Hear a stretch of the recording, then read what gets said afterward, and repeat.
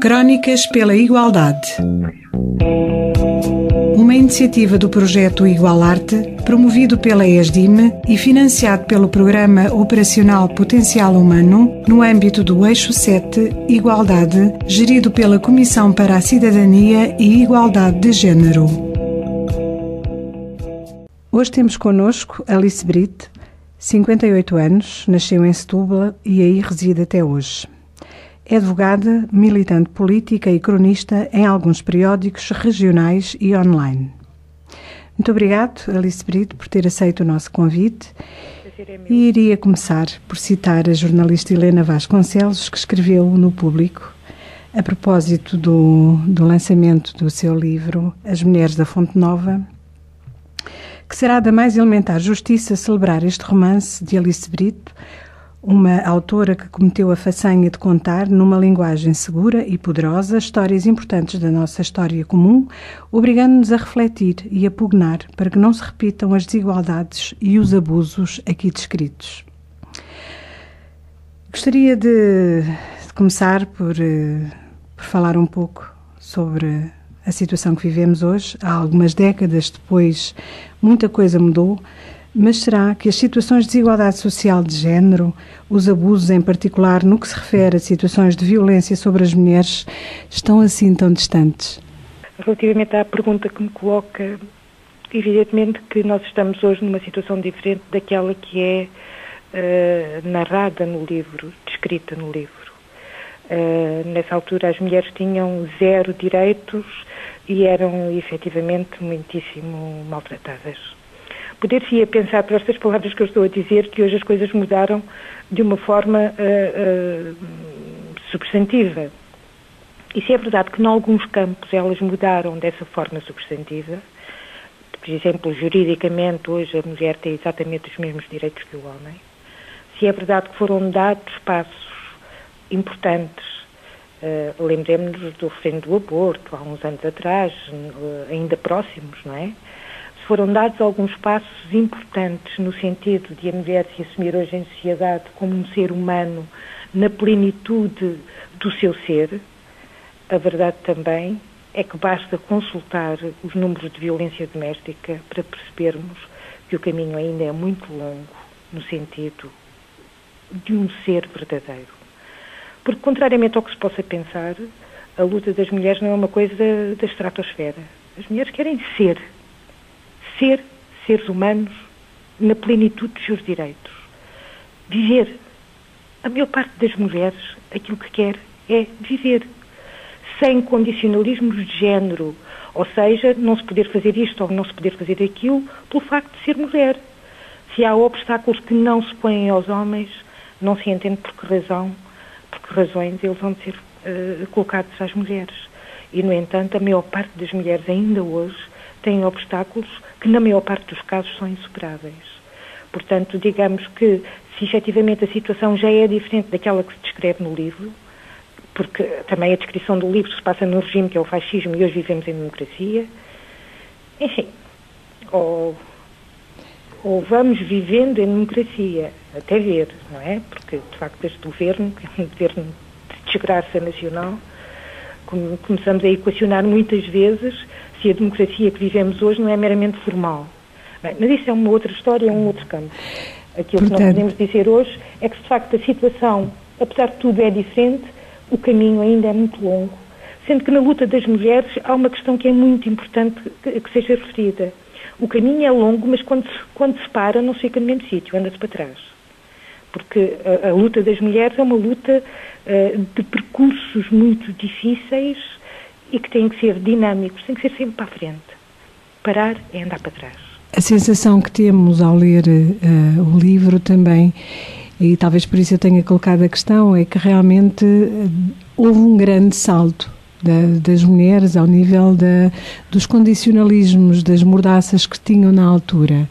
Mas não deixamos de nos identificar ainda hoje particularmente com a discriminação que é feita à mulher enquanto mulher como ser completo, e as questões da violência, ao lê-las, a percepção, pelo menos que eu tenho, é que elas se colocam ainda com a mesma violência. Talvez por isso seja importante ler e perceber que, apesar das diferenças, particularmente ao nível do regime, como a Alice frisou, ainda há um grande caminho a percorrer. Mas há também uma questão que se salienta e que se pode observar, que o silêncio, que a força, que a determinação e a coragem que encontramos nas mulheres da Fonte Nova provavelmente são as mesmas que hoje encontramos e sentimos, não será? Sim, eu acho que... Não sei o que é que quer dizer com silêncio, porque o silêncio tem sido um grande aliado dos homens contra as mulheres. E quando digo dos homens, não é numa situação sexista, é da sociedade em si, das formas de pensar, que têm sido mais amigas dos homens que amigas das mulheres, precisamente porque neste contencioso, que não é bem um contencioso, neste modus vivendi entre homem e mulher, o homem tem tido sempre a supremacia.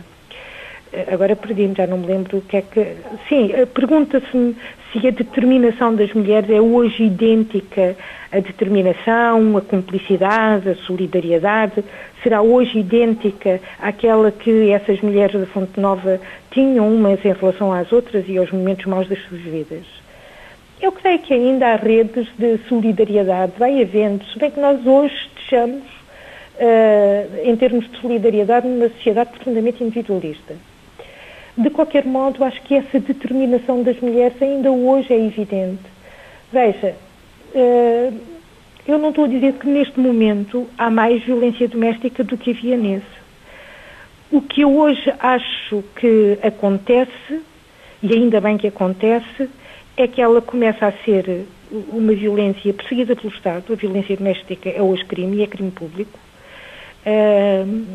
E aquilo que antes se fazia com a maior impunidade, os maridos batiam nas mulheres com a brutalidade que muitas conhecemos, com a impunidade que tinha sido, ou que tem sido, uma característica social de todas as sociedades, porque este problema da violência sobre as mulheres é um problema que não é português, é espanhol, é alemão, quer dizer, é mundial, é uma questão de género, e o género, as limitações que tem a humanidade.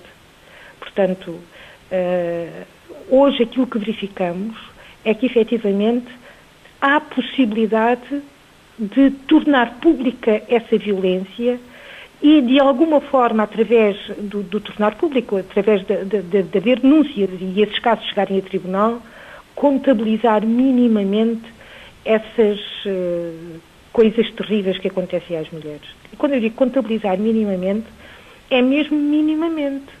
Porque na maior parte dos casos, ainda hoje, as mulheres que sofrem violência doméstica sofrem-na no mais absoluto silêncio, no mais absoluto sofrimento.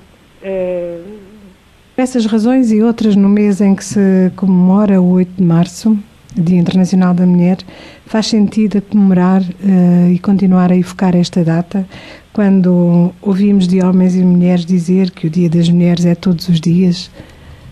Olha, o 8 de março não é propriamente uma data inventada pela imprensa, como é, por exemplo, o Dia dos Namorados em Portugal ou outras datas postiças. O Dia das Mulheres é uma data autêntica e genuína. Aqueles que dizem que hoje não faz sentido festejar o 8 de março, muitas vezes não dizem que não faz sentido festejar o 1 de maio. Ou seja, o 1 de maio, o 8 de março, datas que marcam lutas importantíssimas na vida das sociedades, são para ser celebrados. Não direi eternamente, porque a gente não pode ver a eternidade, não tem uma bola de cristal para ver até quando é que faz sentido isso ser celebrado. Neste momento faz completamente sentido. O 8 de março que venha sempre e que seja sempre festejado.